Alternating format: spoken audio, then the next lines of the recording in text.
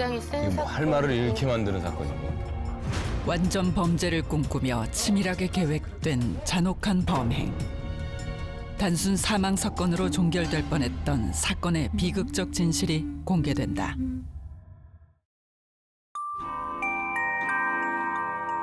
위험한 그녀의 비밀 빨간 핸드백 시간이 돌아왔습니다. 뭐 지난 한 주간 별일 없었죠? 네. 오늘 너무 좀 약간 너무 시스루가 아닌가요? 시스루, 예. 예. 그물망처럼 이 시스루 같은 추리로 예. 하나도 못 빠져나가게 하겠다, 뭐 이런 거? 그런데 이런 옷을 입는 심리도 뭐 따로 연구되나요? 그 연구는 없죠. 노출증? 자존감이 높거나 혹은 내가 이렇게 섹시하게 보여주고 싶다라는 어떤 열망이나 소망이 제가 볼 때 아마 왜 남의 옷을 갖다 그렇게 현영 파악하고 그래? 씨가 아마 그러지 마요. 그 다은이 출산하고요. 네. 이제 유부녀로서 살아가면서 네. 자신의 어떤 섹시함을 잃어버리는 것은 아닌가에 대한 불안이나 두려움이 아니에요. 오늘 저기 되게 황형사처럼 입으세요. 어디지 물어보세요. 제가 바로 달려갑니다. 백 교수님 현역 때도 혹시 갖추던 바가 상징적으로 몇 개 있으셨나요? 근데 때가 안 타고요. 오래 입을 수 있고. 이유가 실용성이구나, 실용성. 자, 오늘 사건은 범행 동기부터 수습까지 그 무엇을 상상하던 이상이라고 합니다. 자, 일단 만나보시죠.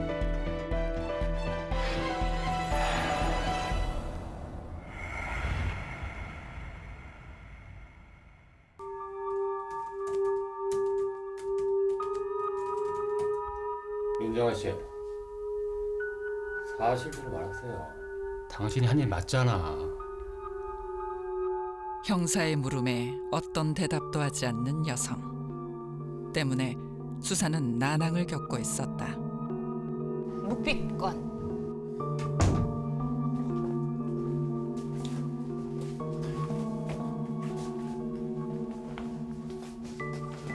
안녕하세요. 경찰은 그녀를 좀 더 정확하게 파악하기 위해 전문가를 불렀는데 몇 가지 테스트를 진행할 건데요.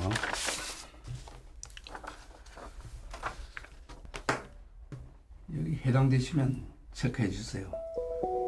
이분 뭐야? 눈빛이 너무 무서워요. 유력 용의자로 지목된 그녀의 감정, 지능, 심리 상태 등의 검사가 여러 차례에 걸쳐 이루어졌다.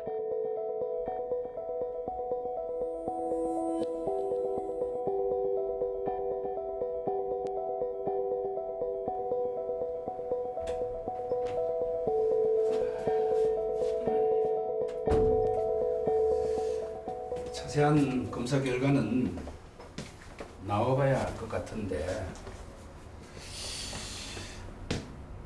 김영사, 저 여자가 일 저지른 거 맞아? 네? 이런 경우는 처음인데. 전문가도 놀랄 만큼 지극히 평범한 여성의 성향.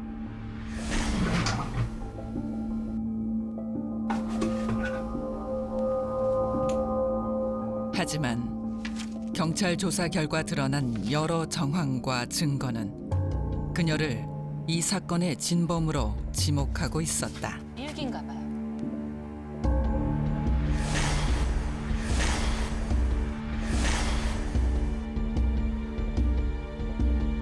입을 굳게 다문 채 어떤 말도 하지 않는 여성. 그녀는 대체 어떤 비밀을 숨기고 있는 것일까? 야. 무서워. 근데 더 무서운 건 끝부분에 웃어요. 무표정했다가 혼자 이러면서. 근데 범인 아니지 않아? 이렇게 전문가가 얘기했던 거. 근데 여성은 뭔가를 여자가 묵비권을 행사하면서 경찰이 없을 때 의미심장한 웃음을 짓는 거 보니까 자기 교육이 성공했다고 생각을 하는 것 같기도 하고. 저희가 본 거는 지금 망치, 가위, 드라이버. 도라이버? 돌아버리겠네, 진짜. 나 진짜. 돌아버려. 돌아버리겠네, 진짜. 약간 범죄를 저질러 본 적은 없지만 그리고 범죄자적인 특성은 없지만 되게 뭔가 신념이 가득 차서 되게 자기 자신을 엄청 잘 컨트롤할 수 있는 상태 있잖아요. 예를 들어 뭐 되게 종교 집단에 빠져 있다거나 누군가의 사주를 받아서 했다거나 해서 어떤 믿음이 있다. 네, 그래서 그 믿음이 강력해서 죄책감이나 어떤 뭐 떨림이나 이런 게 없는 상태는 보통은 아니었어요. 확신범이라고 해서 확신범의 성격을 가질 수 있어요. 그럼 저는 보면 오히려 소시오패스 같은 느낌이 확 들어왔어요. 추격자.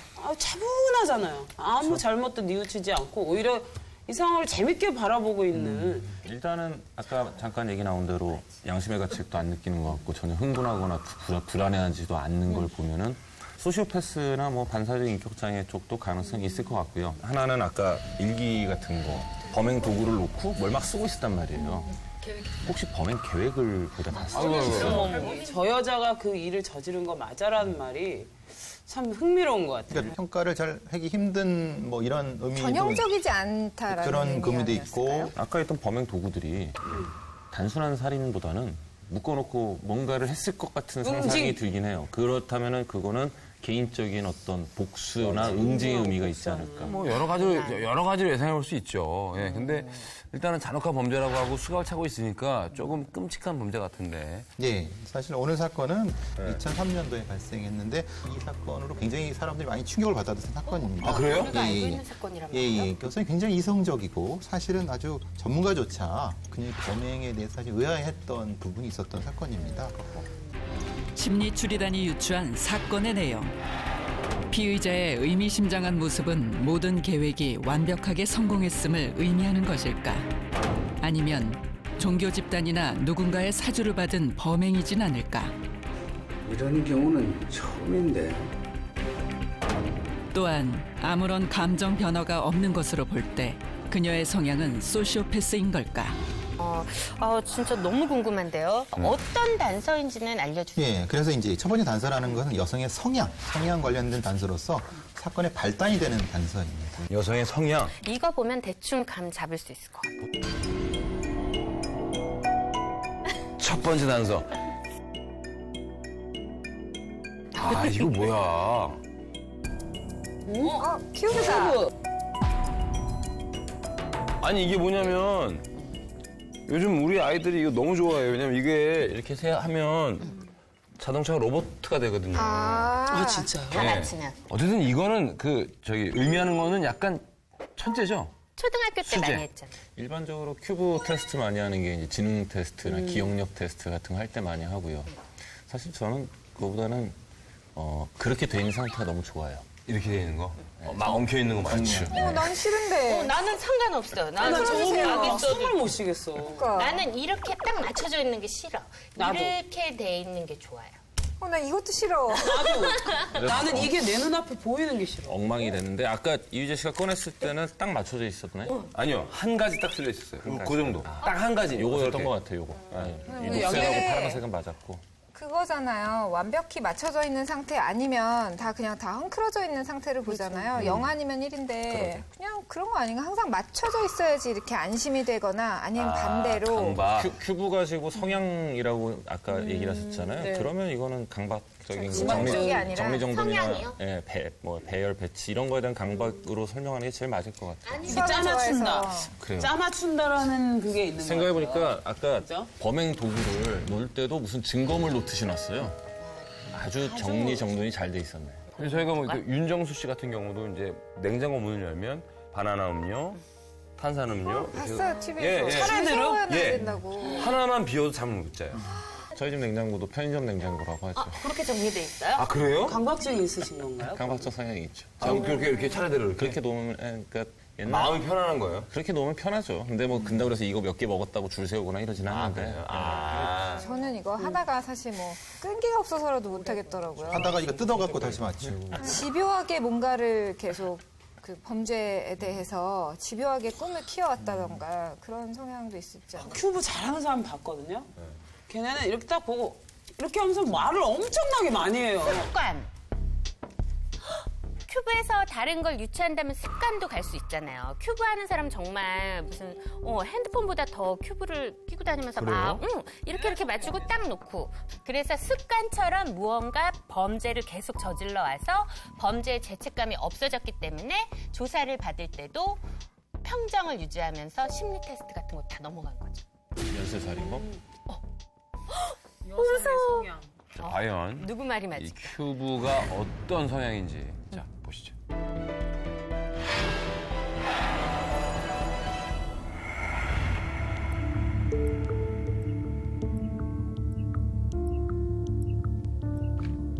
평범한 직장 생활을 하고 있던 33세 윤정아. 일을 이런 식으로 하면 어떡해요? 윤정아 씨! 일 이거밖에 못해요? 일 한두 번 하는 것도 아니고.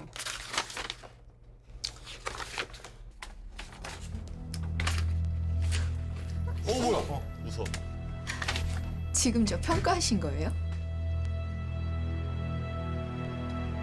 자신이 하는 모든 일이 완벽해야만 했던 그녀는 자신의 일을 지적하는 상사를 참을 수 없었다.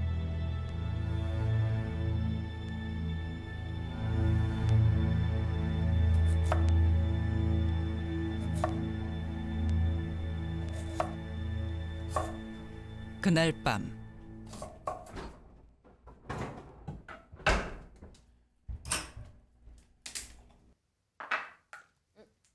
무서워. 모든 일은 윤 씨 본인이 만든 규칙대로 흘러가야만 했다. 그 규칙에는 가족도 예외가 없었다. 와, 숨 막히겠다.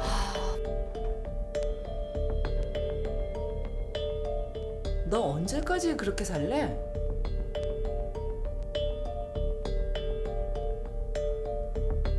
모든 일에 완벽함을 꿈꿨던 윤정아. 그녀의 계획에서 어긋나는 모든 것들은 그녀의 스트레스였다. 윤정아 씨! 일 이거밖에 못해요? 너 언제까지 그렇게 살래? 그녀의 강박적인 성격. 그 시작은 오래전으로 거슬러 올라간다. 엄마! 왜 이래 집이? 왜 그러는 거야 엄마? 엄마! 18년 전 윤정아의 부모는 잦은 싸움 끝에 헤어졌고 당시 중학생이었던 그녀는 이후로 엄마와 단둘이 생활해 왔다. 그런데 엄마 왔어요? 왜? 저 오늘 학교에서 청소했니? 네 아니 저 오늘 학교 청소했냐고. 청소나 하라고.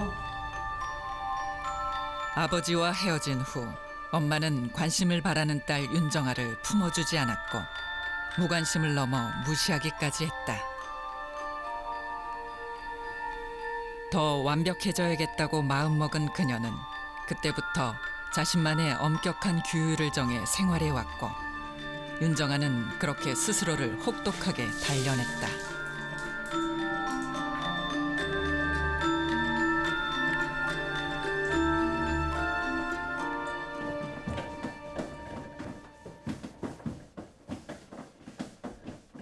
자기야.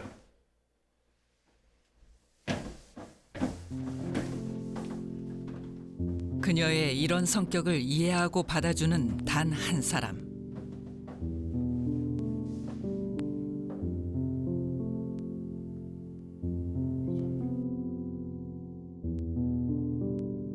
바로 남자친구 송민우뿐이었다. 어떤 이유도 묻지 않고 묵묵히 자신의 곁을 지키던 남자친구. 송민우는 그녀의 유일한 행복이었다.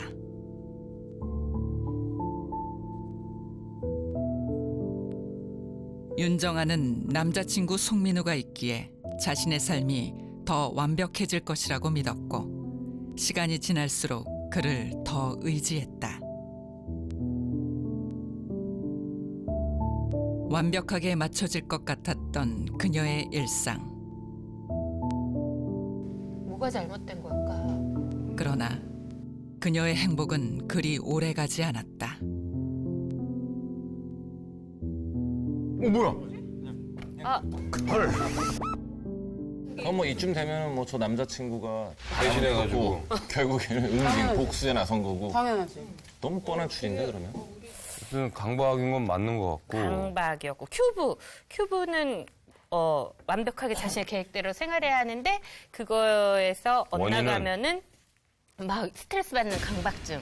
이거 대변하는 물건 맞았어요. 네. 근데 배 교수님, 이 사건 속 피해자도 VCR에 조금 비춰지긴 했는데 과거에 뭔가 강박이나 이런 게 생길 수 있는 트라우마적인 요건들이 많았던 거죠. 그러니까 보신 것처럼 이제 아무래도 부모의 또 이혼 부분이 있었고, 그리고 이제 어머니는 그 이혼의 충격 때문인지 어떤지 부모의 애정을 받고 싶었는데 무관심한 형태가 일단 됐었고, 그것을 부당하게 여겼다고 합니다. 좌절했고 상실감을 가지고 뭐 그렇게 배신감도 느꼈다 이렇게 얘기를 하고 있습니다. 이제 아마 어머니가 이혼 이후에 한동안 굉장히 이렇게 약간 우울한 그런 기간이 있었을 것으로 보이고, 이후에도 이 피의자와 어떤 정서적 관계를 맺어나가는 걸 잘 못했던 것 같거든요. 네.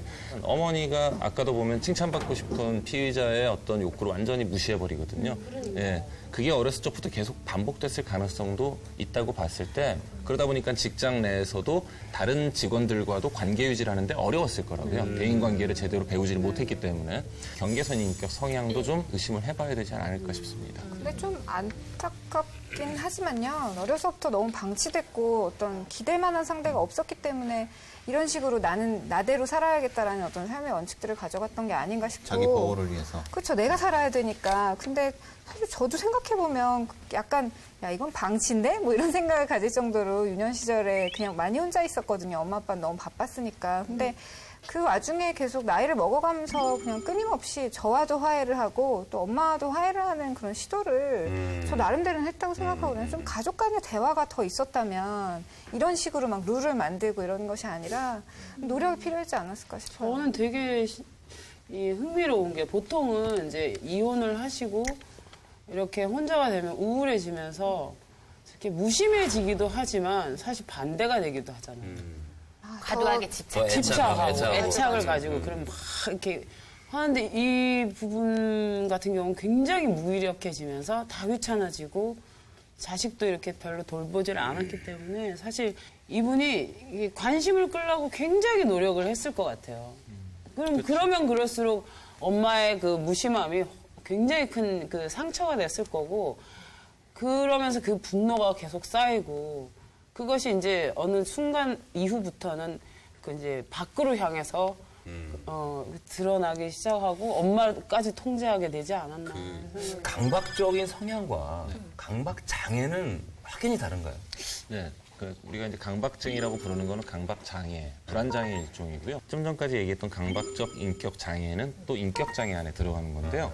이 둘의 이제 공통점이 있다고 그러면은 강박적 테마라는 거가 있는 거예요. 이제 뭐 여러분들이 흔히 알고 있는 예를 들면은 청결에 대한 거, 우리가 결벽증이라고 하죠. 그런 거, 아니면 정리정돈, 아니면은 저장 강박이나 수직 강박이라고 해서 못 버리는 분들, 뭐 이런 여러 가지 강박적 테마를 공유하는 건 맞는데요.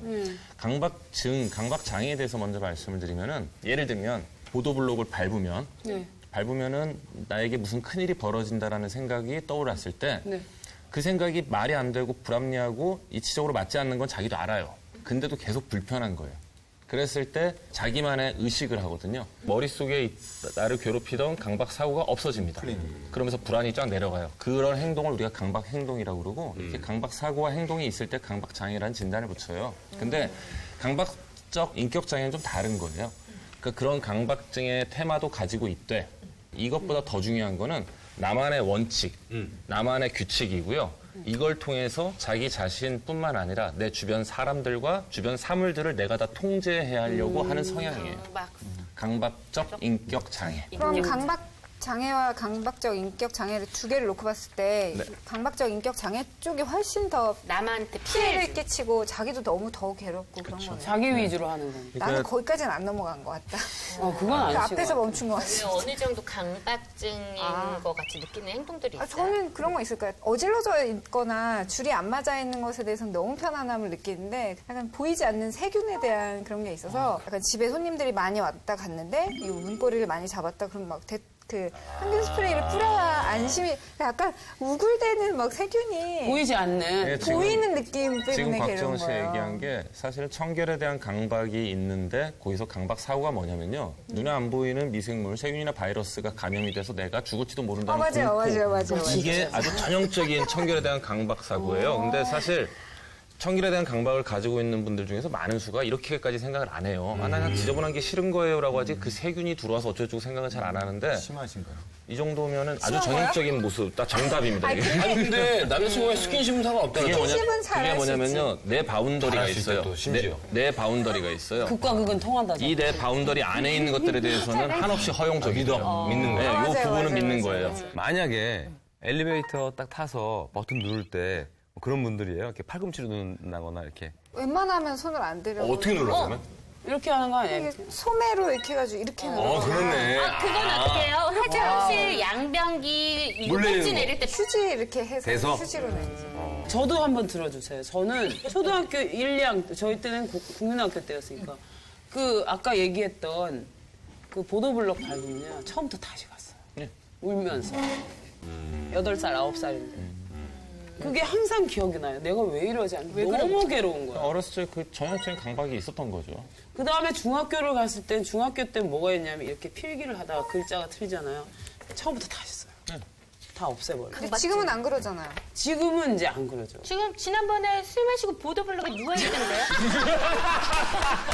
너무 편하게.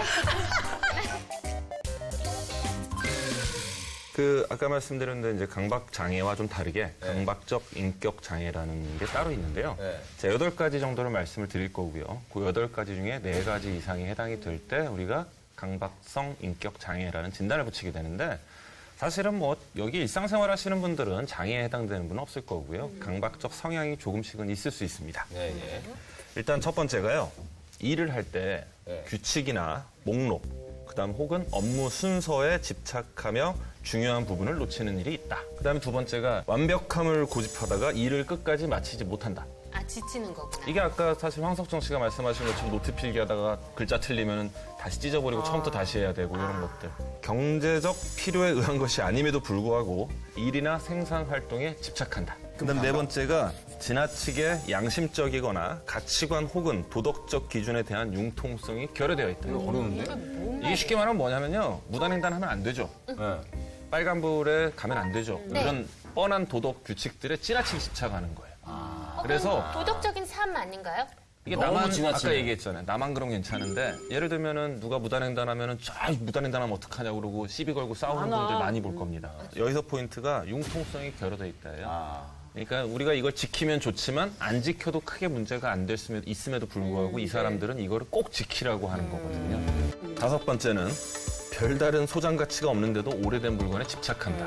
여섯 번째는 자신의 일하는 방식을 고수하고 다른 사람에게 일을 넘기거나 협업하지 못한다. 그다음에 일곱 번째가 돈에 대해서 매우 인색하고 매달리는 경향이 강하다. 돈의 노예. 굉장히 인색한 분들 있죠. 자린고비 저리 가라.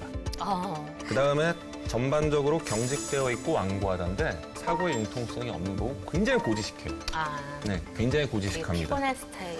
제가 아는 한 분이 딱 떠오르네요. 누구라고 말은 못하겠지만 한 분이 딱 떠올랐어. 왜 양재장이 저도 한 가지 5번. 오래된 물건에 집착하는 거. 뭐 전- 남편? 남편이 오래된 물건이라. 물건이긴 하죠. 그냥 그 어렸을 적 추억부터 시작해가지고 제가 조금이라도 나왔던 잡지를 그 페이지만 갖고 있는 게 아니고 권우를 다 꺼내면 책방이 엉망진창이에요. 저는 지금 계속되고 있진 않는데 약간 4번, 6번이 그 지나치게 뭐 양심적이다 요거랑 그다음에 다른 사람하고 협업하지 못한다. 이게 그런 성향이 없지 않아 남아 있죠. 그래서 약간 저 대신에 뭔가 이렇게 얘기를 해주었을 때 제가 그 결과물이 마음에 안 들어서 결국 제가 다시 얘기하고 뭐 이런 상황들이 있어요. 아주 그 완벽주의 편집장 그 스타일이셨나. 그래서 저 밑에 있던 친구들이 되게 힘들어하는 부분이 없지 않아 있었지요. 큐브에 담긴 그녀의 비밀. 너 언제까지 그렇게 살래? 자신이 만든 규율과 규칙에 맞춰 생활했던 피의자의 강박적인 성격을 의미한다. 완벽하고 강박적인 성격의 피의자.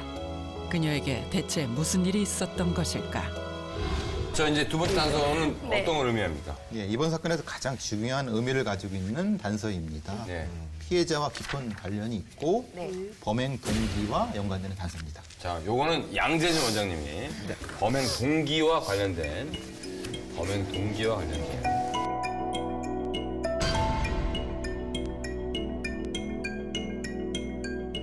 뭐야 이게? 뭐죠? 꼭두각시라고 그러나요? 마리오네트. 딱. 그렇죠. 위에서 이렇게 인형극용. 조정해서. 이렇게 하는 건데 아까 꼭두각시 인형이지 뭐. 이게 끊어졌어요. 다리랑 손이랑 이게. 바로 알겠는데? 뭐예요? 네. 그러니까 피의자가 강박적으로 어떤 성향을 갖고 있었다면서요. 그래서 네. 강박성 인격장애니까 당연히 다른 사람을 조종하려고 했을 것이고, 근데 조종당하는 사람이 완벽히 다 줄이 연결되어 있어야 되는데 반만 지금 연결돼 있는 거잖아요. 조정이 안 된 거예요. 탈출이 안 된 거죠. 그래서 범죄를 저질렀을 가능성이 더 높지 않나요? 그러니까 내가 완벽하게 다 이렇게 조정이 돼서 이렇게 해야 되는데 반밖에 안 먹어들지는 않는 되니까. 거죠. 예. 자기 마음대로 안 되니까. 반밖에 안 되니까 저는 참고로 저는 인형은 좀 무서워요. 이게 일단은 곽정은 씨 말씀하신 게 제일 맞는 것 같은데 이게 이렇게만 봐도 재밌는 게 이걸 봐도 괜찮은 사람이 있고요. 이 꼬인 줄을 풀어야 되는 사람이 있거든요. 좀 풀어야 돼요. 네, 그래서 제가 풀려고 지금 가려고 그랬어요. 저는 풀어야 돼요. 저는 풀어야 저보다 돼요. 더 님 강박장애. 자, 풀었습니다. 전 이런 건 좋은데. 저 같은 경우도 약간 무서워서 저 무서운데 저렇게 밸런스가 안 맞으면 그냥 아예 버려요. 아예 전 버립니다. 그게 피의자의 마음이었을 가능성이 큰 것 같아요. 또 박정은 씨가 얘기한 대로 조종 안 될 바에는 버려버린다. 버려버린다. 내게 아니면 거죠. 버린다.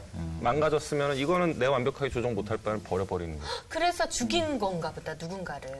조정 안 되는 누군가. 그럼 아까 조정했던 건 어머니밖에 없잖아요. 어머니, 남자친구 등장했잖아요. 남자친구가 그 뜻에 따라줬는데 그 강박증에. 남자친구가 어느 순간 치료를 받자 뭐 이렇게 얘기했을 수도 있죠. 처음에는 좀 도저히 못 따라주다가. 견디겠다.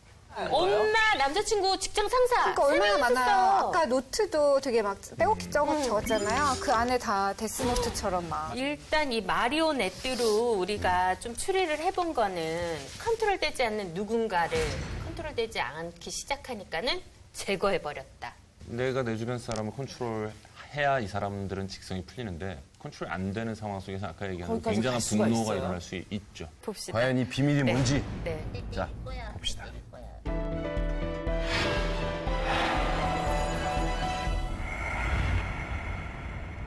15년 전 고등학생이었던 윤정아. 정아야! 너 수업 시간 아직 안 끝났는데 어디가? 내가 들을 건 다 들었어. 수학 선생님은 별로더라고. 그래도 너도 같이 갈래? 그녀는 호불호가 확실했고 강단 있는 그녀의 모습이 좋았던 박은영은 그녀를 곧잘 따랐다.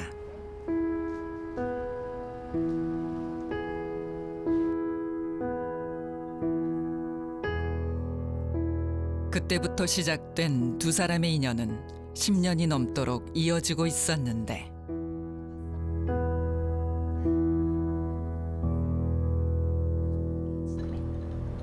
아 맞다.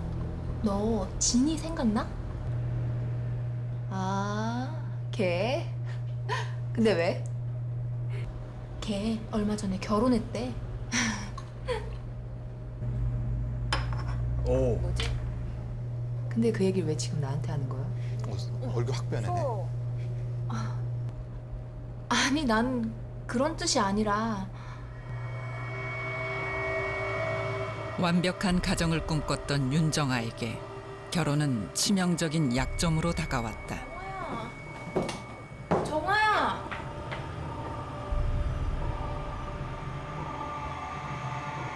게다가 최근 들어 연락이 뜸해진 남자친구 송 씨.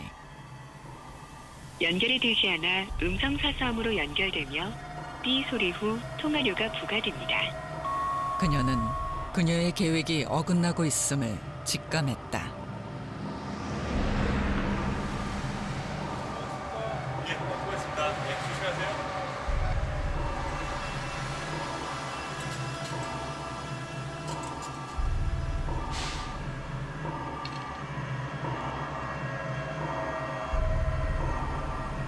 윤정아는 남자친구 송민우의 뒤를 미행했다.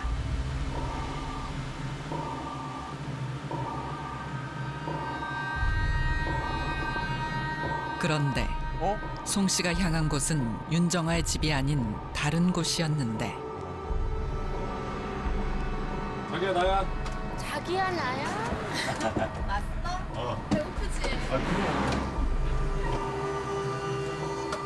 익숙한 듯 집으로 들어가는 남자친구의 모습에 윤정아는 참을 수 없는 배신감과 극도의 분노를 느꼈다.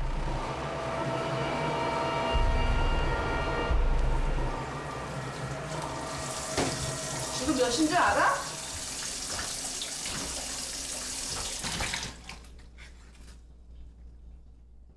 내 말이 말 같지 않니? 언제까지 그러고 살 건데?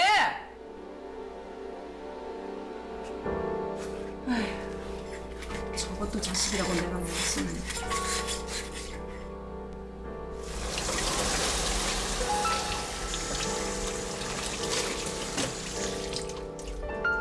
엄마,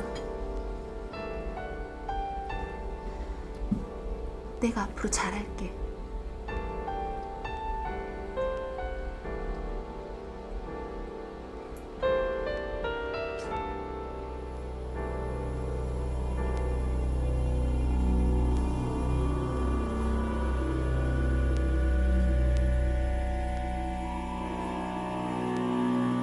친구에게 당한 무시, 믿었던 남자친구의 배신, 그리고 엄마의 독설까지.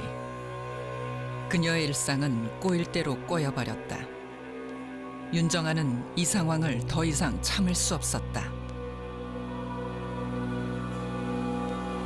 극한의 분노를 느낀 그녀는 결국 살해를 결심했다.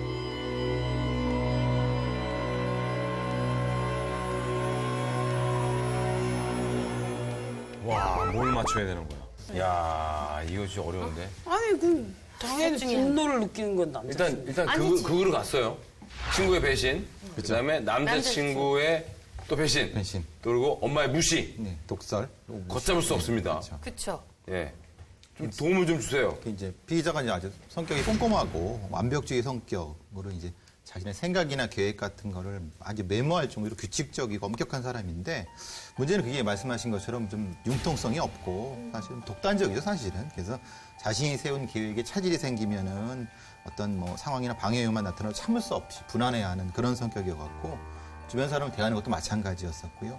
자신이 뜻대로 사람들을 통제하고 컨트롤했던 저것처럼 그러니까 이런 것의 상징적인 의미를 담고 있는 거죠, 저거는. 그러니까 마리오네트가 친구에게 당한 무시, 남자친구의 배신, 엄마의 독설이 자신의 마음대로 돌아가지 않는 현실에 대해서 욱하고 화가 나는 그런 걸 대변한 거예요. 그거를 이제 통제하려고 한 건데 통제가 안 되는 현실에 화가 난 거예요. 그다음에 사실 이제 이런 강박증도 그러고 강박성의 인격 장애에서도 공통적으로 나타나는 것 중에 하나가 감성과 이성의 분리예요. 예를 들면 우리가 슬픈 영화를 보잖아요. 그럼 슬프다가 아니라 저건 슬픈 내용이네. 이런 식이에요. 그러니까 감성과 이성의 분리가 되게 되고, 그러다 보니까 타인의 감정에 대해서 공감하는 능력이 떨어지고요. 뭔가 좀 굉장히 이성적이고 냉철하게 보이는데 그거 그냥 그렇게 보이는 게 아니라 실제로 감성적인 어떤 느낌을 받는다든지 아니면은 상대방의 감정에 공감하는 능력이 많이 떨어집니다. 인정이 없는 사람. 그렇게 자기 얘기할 수도 감정에만 충실한 사람. 아니, 자기 감정을 잘 못 느낀다니까요. 감정을 못 상대방 느낀다. 감정뿐만 아니라 자기 감정도 잘 못 느껴요. 근데 분노도 감정이잖아. 웃거나 뭐 이런. 분노도 감정이잖아요. 감정이죠? 네, 분노도 감정인데 저희 보면은 아까 같은 경우에 엄마가 언제까지 그러고 살 거야라고 했을 때 일반적으로는 아 왜 그래 하고 화를 내는 이 분노가 나와야 되는데 안 나오잖아요. 반대로. 굉장히 냉정해지면서 뒤에 가서 엄마 앞으로 자랄게 하면서 씩 웃잖아요. 그 무서운 그래 남자친구가 그 집에 들어가는 거 봤으면 일반적인 저 같으면 그 집에 가서 난리치죠. 눌렀지. 네. 나와봐. 이렇게 화를 뭔가 액션을 하는 그런 게 하나도 없네요.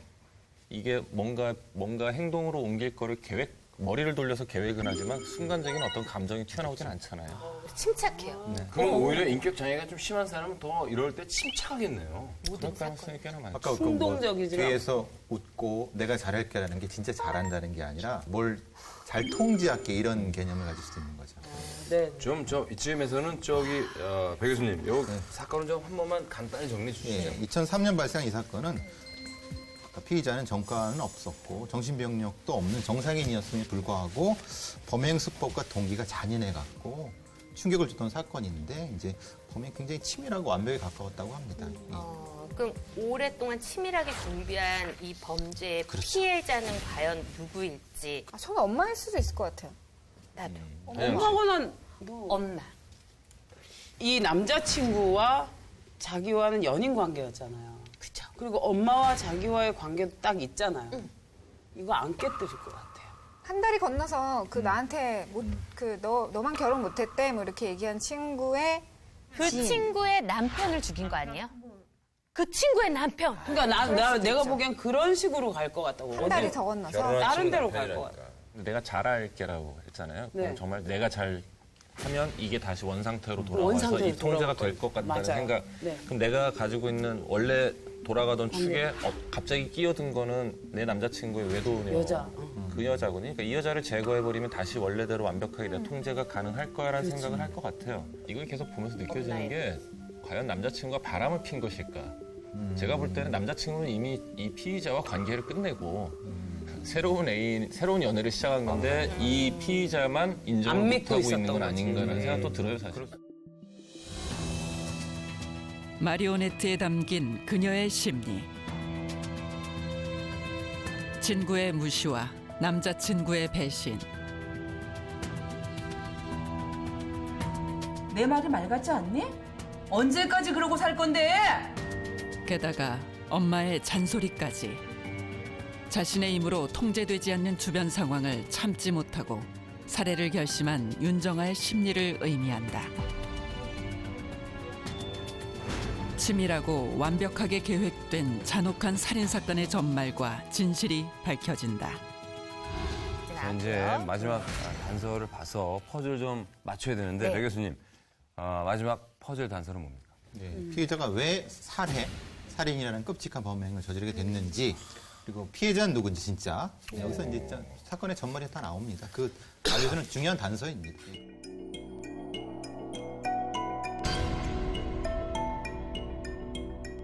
정말 알려주는 중요한 단서는 뭔지. 정말 상상도 못하던 게 있는데요. 제가 앞으로 갖고 싶은 거예요.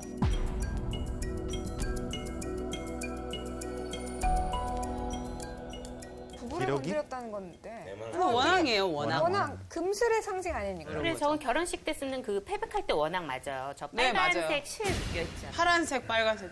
이건 결혼한 커플을 죽였다는 그렇죠. 거네요. 타겟이. 싸웠을 때는 이렇게 놔두고 그리고 이제 그날 밤에 우리 숙제 풀자 그럴 때는 또 이렇게 또 사인을 주고 뭐 이렇게. 아, 그렇게? 그래요? 나는 남편이 늦게 들어오면 목을 돌려버리죠. 이렇게. 에이 이게 뭐 하는 짓이야. 아, 이거 재밌다. 관계를 다 만들 수가 있어. 싸우면 이렇게 목이 돌아갔는데요? 싸우면 이렇게. 어쨌든 원앙은 부부 관계를 얘기하는 거니까 제가 말한 게 맞네요. 그 지인의 부부 남편을 과연 네. 피해자들은 누구 있고 또 사건의 전말은 뭔지 확인하시죠.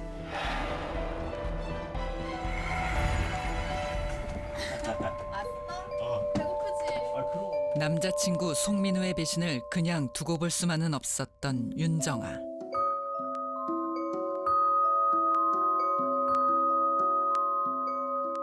며칠 후 그녀는 남자친구가 들어갔던 집을 다시 찾았다.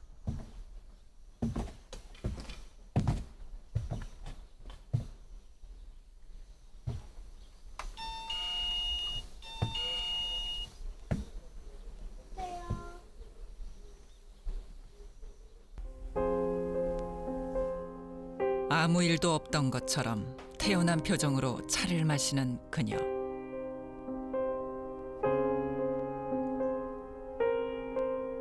윤정어와 마주 앉은 여성은 놀랍게도 절친한 친구 박은영이었다. 근처에서 뭐 일 있었나 봐? 아는 사람이 이쪽으로 이사했다고 하더라고. 이마. 지호야.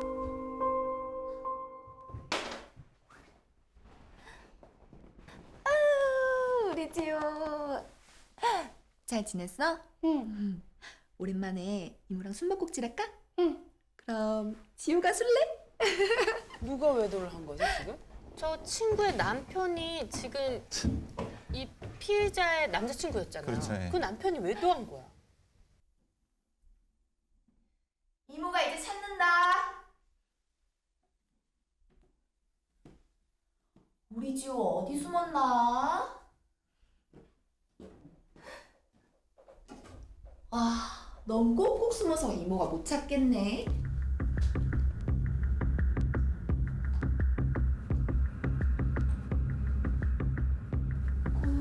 꼭꼭 숨어라.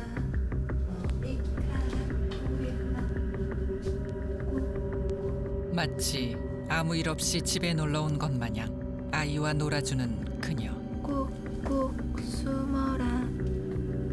머리카락 보일라. 꼭꼭 숨어라.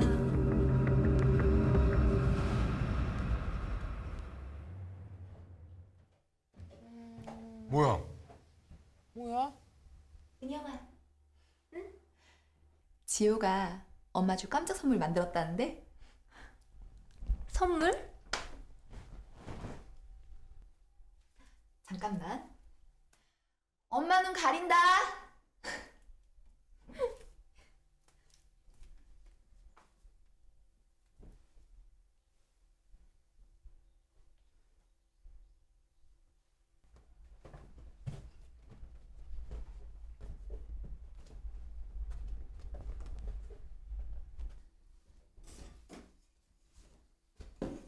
다섯 살 아들의 깜짝 선물을 잔뜩 기대하고 올라온 박은영.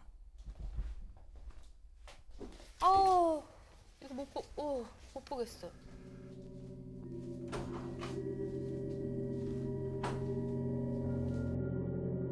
지호야, 엄마 왔네. 그러나 그녀 앞에 펼쳐진 건 다름 아닌 싸늘하게 죽어있는 5살 아들의 시신이었다.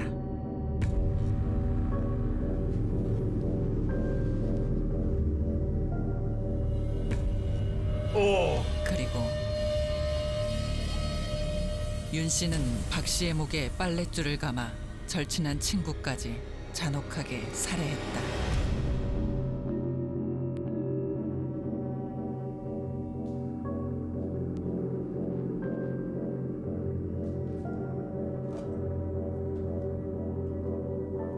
이 모든 일은 철저하게 준비된 윤정화의 계획적인 범행이었다.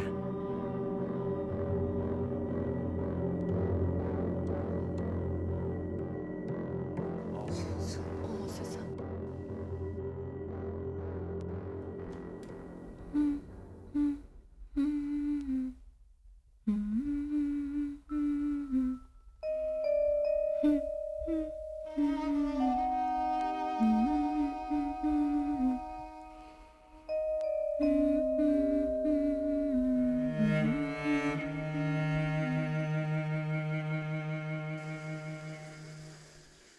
그녀는 엄마와 아이의 동반 자살로 위장하기 위해 자신의 흔적을 모두 지우는 치밀함까지 보였다.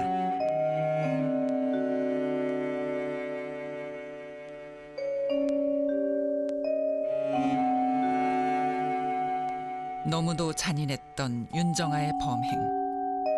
그녀가 이토록 끔찍한 살해를 결심할 수밖에 없었던 진짜 이유는 무엇이었을까?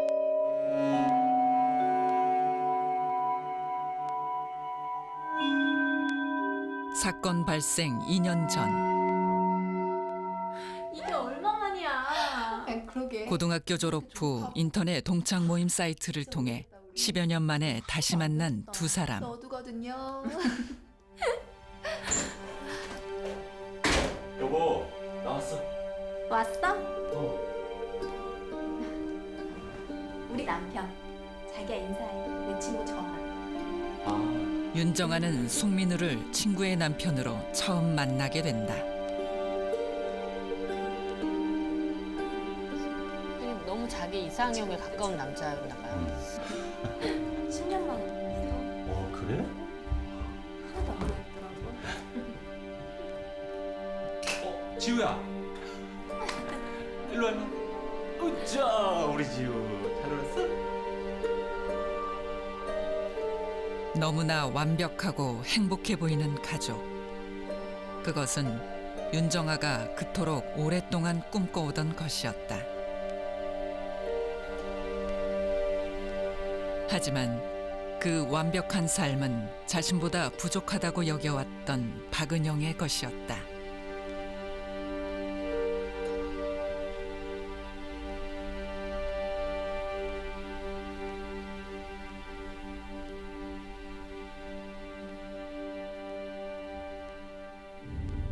윤정아는 이 모든 걸 자신이 가져야겠다고 결심했다.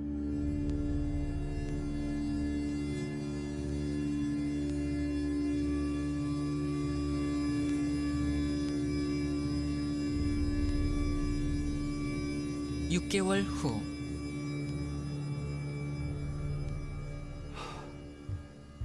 어디가? 내일 오전에 지호 유치원 발표 있대서 가봐야 돼. 요즘 우리 지호 덕분에 살만 난다니까. 갈게. 나오지 마. 윤정아는 친구 남편인 송민우와 깊은 관계로 발전했다. 하지만 박은영과 헤어지지 않는 송 씨의 모습에 분노를 느꼈는데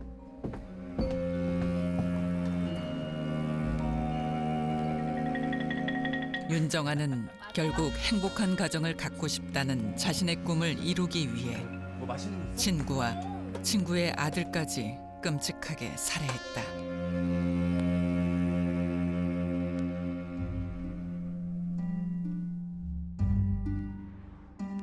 자신이 정한 규칙대로 살기 위해 친구를 죽이고 가정을 파탄낸 윤정아.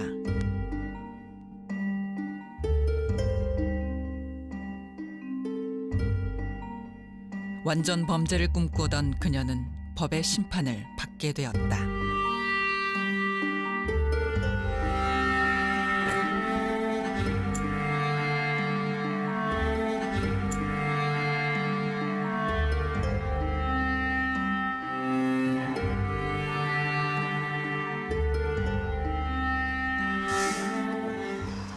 이야. 굉장히 센 이게 사건. 할 말을 잃게 만드는 사건이에요. 예. 이게 어쨌든 저 마지막 그 단서는 나보다 좀 부족했던 친구의 완벽한 결혼 생활을 보면서 느꼈던 여러 가지의 그 뭐 허탈, 열등감이라고 할까 아니면 자기가 가졌어야 되는 건데 못 가진 거에 대한 질투, 집착, 이상적인 가정에 대한 집착, 열등감 다 같이 돼 있는. 원앙에서 보여지는 건 이런 거 좀 갖고 싶은 열망. 굉장히 큰 사건이었네요. 그렇죠. 여러 가지가 다 이렇게 엮여져 있는 것 그렇죠. 같아요. 예. 예, 복합적인 욕망들이. 이 사건은 2003년 12월에 발생한 사건으로 피해자는 2년 넘게 고교 동창생하고 피해자의 집을 드나들면서 아까 뭐 저기 아이가 이모라고 부를 정도로 친하게 지냈고 남편과 피해자 사이에 불륜 사실을 알게 된 후 죽은 분이 그래서 그 자신을 좀 멀리한다는 느낌을 멀리한다는 느낌을 받아서. 그러니까 이제 말하자면 둘이 어쨌든 느끼지 않겠습니까? 그 저기 그 친구가 이상하다고 이상한 느끼겠지. 느껴서 그러니까 그럼 이제 오지 마라 우리 집에 뭐 이렇게 표현하니까 좀 거기에 따라 이제 양심을 품은 거고. 저는 좀 놀라운 게 아까 분명히 도덕적으로 되게 융통성이 없다라고 했는데 자기 사건에 대해서는 자기 감정에 대해서는 융통성이 이만큼 넓어지는 거 아니에요? 불륜에 저지르다니. 그 자기 중심이 되는. 자기 중심. 대단한. 자기는 괜찮은 거네요. 자, 이렇게 완벽하게 시나리오를 쭉 만들었고 또 완벽하게 범행을 구상을 했는데 결정적으로 어떻게 잡히게 된 건가요? 예, 그걸 지금부터 이제 사건 속 엑스파일로 이제 밝혀드리도록 하겠습니다.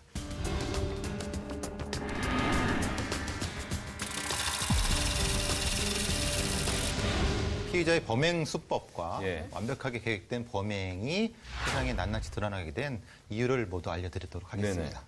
사실 이 사진을 한번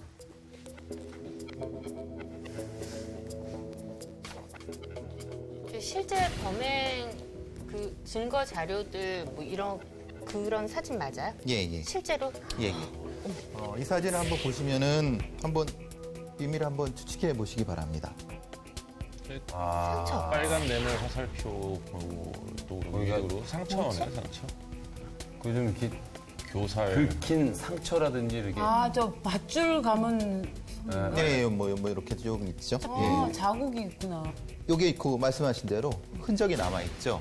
그 아까 목 졸랐을 때. 그러니까 뭐 말하자면 형수님 말씀하신 대로 좀 당기는 과정에서 뭐 이런 부분이 있었을 가능성이라고 생각할 수 있는 겁니다.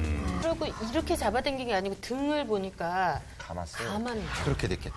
힘주네. 그러니까 무서워. 파였을 가능성. 그래서 이제 목을 조르는 과정뿐만 아니라 자살인 것처럼 위장을 하려고 그랬다고 그랬잖아요. 그렇죠, 예. 그러면은 목을 매단 것처럼 하려고 그랬으면은 그 여성을 어딘가에 이렇게 띄워서 묶어서 띄웠어야 될 텐데 그렇죠. 그때 아마 굉장히 힘이 많이 들어갔을 것 같아요. 그렇게 됐겠죠. 아무래도 그걸 보통 이제 현수점이라고 그러는데 현수점 위쪽으로 해서 1차 도로의 형태가 돼야 되기 때문에 근데 저렇게 흉이 남아있는 증거 사진을 확보할 정도면 사건 발생부터 검거까지 시간이 굉장히 단기간 안에 다 해결이 됐나 봐요. 그래서 이제 말하자면 이게 이제 흔히 말하는 범인이 실수한 부분이라고 볼 수 있는 거죠. 사실은 요거만 사실 요건 없었다고 하면은 다른 부분에 대해서는 뭐 특별히 나타난 부분이 없었기 때문에 뭐 범인도 묵비권을 행사하고 있었고 근데 이거는 흔히 말하는 빼도 박도 못하는 증거가 되는 거죠. 그러면은 그녀를 범인으로 지목하게 됐다는 게 저 상처 때문에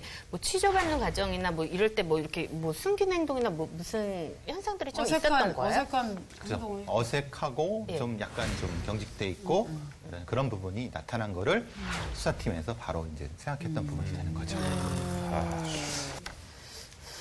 12월 29일. 네. 사건 발생 당일입니다. 그 피해자 남편이 퇴근을 했는데 인기척이 없어갖고 이제 피해자한테 연락을 했다고 합니다. 피의자한테? 예. 남자의 전화를 받고 피해자는 달려갔고 사실 사건 현장에서 그 광경을 보고 이제 굉장히 많이 울었고 애통해하는 모습까지 보여갖고 근데 이제 문제는 여기 보시는 상처들. 12월 29일이라고 제가 말씀드렸잖아요. 예, 범행 그러니까 아무래도 일자가. 그러니까 그래서 그런 부분도 강박이 있지 않았나 싶었습니다. 배 교수님 말씀하신 대로 아마 그 해 연말 안까지 11월 31일 전에는 자기가 계획한 이거를 마무리하고 싶었던 욕구가 굉장히 강했을 가능성이 크죠. 그리고 또 아마 1월 1일부터 또 다른 계획이 분명히 있었을 거고 그 계획에까지 차질을 미치는 건 원하지 않았을 가능성이 큽니다. 이제 그 다음으로 볼 수 있는 게 이제 이 밀실이라는 건데요. 네. 그러니까 이런 지금 이 일가족 살인 사건 같은 경우는 다른 증거 부분이 안 나왔기 때문에 자살로 처리될 뻔했습니다. 보통은 이렇게 변사 상태에서 다른 타살의 어떤 증거들이 안 나오면은 자살로 처리되는 게 이제 보통의 관례거든요. 근데 그거의 기준이 외부 침입 흔적입니다. 그러니까 외부에서 침입이 없는 상태에서 목이 매달려서 뭐 돌아가셨다고 하면 이거는 이제 자살일 경우가 제일 많으니까 컷까지 아까 다 닦아놓고 가고. 살해를 한 다음에 네. 안에서 이제 열쇠를 잠그고 현관문 나간 다음에 창문으로 그 피해자의 작은 손가방을 안으로 자살한 것처럼 처리한 겁니다. 열쇠를 예. 문을 열고 나가서 밖에서 열쇠를 잠그고 그걸 다시 백에다 넣고 백을 안으로 안으로 던져넣는. 던진 게 되는 거죠. 그런 거 하나하나도 다. 큐브 맞추는 것처럼 네. 완벽하게 다 처리를 했네요. 그렇죠.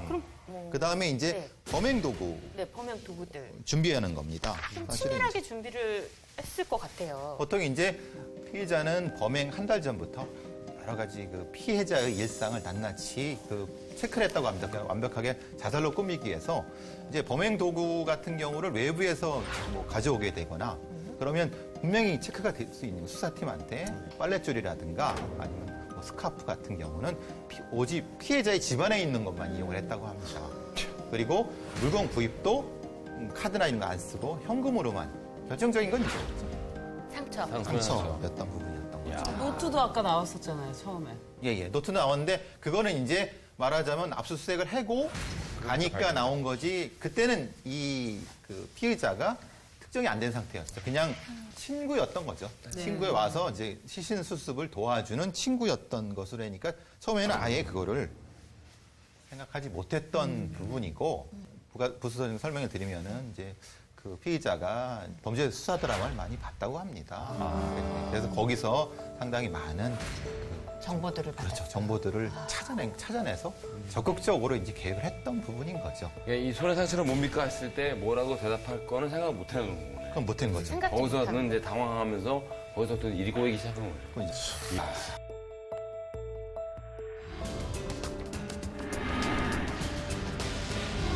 그런 거잖아요. 보통 아무리 사랑하고 그래도 이게 사회에서 인정받지 못할 수밖에 없는 사랑이라거나 아니면 그 사람 마음이 떠나버리면 순순히 보내주는 것이 좀 힘들겠지만 그래도 순순히 보내주는 것이 보통 사람들의 이야기라면 이렇게 어떻게 해서든 수단 방법을 가리지 않고라도 내 걸 만들어야 된다는 그 완벽주의 그리고 또 강박성 인격장애가 결국 또 생명들을 뺏어가면서라도 진행될 수밖에 없는 그런 과정이 있었다는 게 좀 많이 무섭네요, 오늘은. 이 인격 장애라는 게 원래 장애라는 표현이 뭘 이제 제대로 못해서 생기는 거잖아요. 그러니까 알코올 중독도 정확히 말하면 알코올 때문에 일상생활을 못하면 이게 중독이라 그러더라고요. 근데 이거는 인격 장애라고 보기에도 애매한 게 완벽을 추구했단 말이에요. 안 걸리려고. 그러니까. 완전 장애라면 좀 차라리 그냥 이렇게 해놓고 이게 이제 인격장애, 성격장애라고 하는 것들의 특징이 지금 말씀하신 대로 이제 장애냐 그냥 성향이냐가 일상생활 하는데 지장을 주냐 안 주냐거든요. 그러니까 경제적으로 사회적 기능이 유지가 되느냐 망가지느냐, 대인관계가 유지가 되느냐 망가지느냐 이걸 이제 가장 중요하게 보는데 이분 같은 경우에 이런 범죄를 완벽하게 처리하려고 하고 하는 거는 이분이 가지고 있는 성격적인 특성인 거고요. 이분이 실제로 직장도 오랫동안 다니지 못하고 껐떡하면은 사람들과 관계 속에서 계속 부딪혀서 뭐 직장 그만두고 그다음에 어머니와의 관계도 뭐 잘 유지가 되지 못했었고 친구도 아마 그 친구 하나 정도 있는 것밖에는 대인 관계가 없었던 걸로 봐서는 그런 인격 장애 쪽이 좀 더 맞지 않을까라는 생각은 들어요. 강박적인 성격의 피의자 윤정아. 그녀는 자신이 만든 틀에 스스로를 가두며 주변 사람들까지도 자신의 뜻대로 통제하려 했다. 윤정아는 박은영의 행복한 가정을 자신의 것으로 만들기 위해 친구와 친구의 아들까지 끔찍하게 살해했다. 자신이 꿈꿨던 완벽한 가정을 갖기 위해 완전 범죄를 계획한 그녀. 하지만 손등의 상처로 인해 그녀의 범행은 덜미를 잡혔다. 이 결과는 어떻게 나왔나요? 예, 2003년 12월 29일 날 뭐 일명 일가족 살해 사건, 뭐 여고 동창생 살인 사건이라고 하는 뭐 이름 붙여져 갖고 당시에는 굉장히 컸던 사건이고요. 뭐 진술하기를 뭐 행복한 모습에 소외감을 느꼈다라고 해서 이제 친구와 친구의 아이들을 살해한 사건인데 그 다음에 무기징역을 선고를 받았습니다. 피해자의 남편과 함께 시신을 수습하는 등 아주 파렴치한 행동을 한 거죠. 뭐 그냥 자기가 죽이고도 막 오열하고 막 그랬으니까 그래서 사회에 큰 충격을 줬는데 초범이고 또 이제 그런 점을 좀 참작을 해갖고 사형만은 면하게 한다고 이렇게 판결했던 사건입니다. 근데 저는 지난해도 그렇고 이번에도 그렇고 행복하게 살고 있는 가정이 질투심이나 이런 걸로 망가져 버리잖아요. 그냥 이 사건 하나로 다신 되돌릴 수 없는 상황까지 힘들게 되는데 이런 행복을 그냥 너무 쉽게 가지려고 하는 질투심, 탐욕 이런 게 좀 많이 생겨나고 있나 하는 생각도 좀 들어요. 절대 완벽한 행복 같은 게 세상에 존재하지 않는다는 걸 좀 알면 다 그 나름대로의 불행과 행위 있다는 걸 알면 좀 자기 마음도 편해지지 않을까요? 저는 결핍이야말로 오히려 더 좋은 에너지를 줄 수 있는 그런 요소가 될 수 있다고 생각하거든요. 자기가 자기를 똑바로 봐서 결코 불행해지지 않는다. 오히려 자기가 자기를 이렇게 풀어서 봤을 때 거기서부터 다시 시작할 수 있고 행복해질 수 있는 누구나 다 그걸 가지고 있다라는 얘기를 하고